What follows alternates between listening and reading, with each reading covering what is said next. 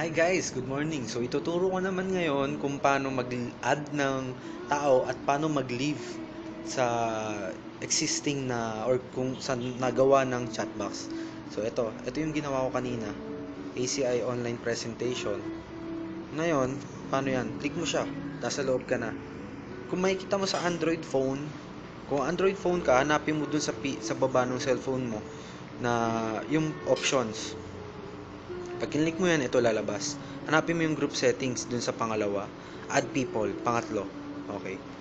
So, add people, search mo yung name or yung FB friend mo na gusto mong i-add sa chat box. For example, si Jess Chukoy. Yan. Add mo siya. Click mo yon, then add to group. To group. Then adding, ayun na. Andyan na siya sa loob ng presentation. Ngayon naman, paano mag-leave? Ganito lang po kasimple. Ganun po ulit, options. Pindutin mo yung options sa may bandang babang button ng phone mo.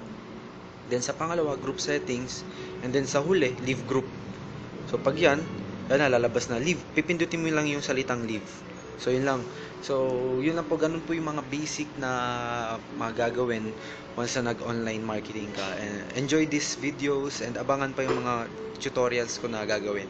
So thank you and have a good day. God bless. Happy networking. Yes.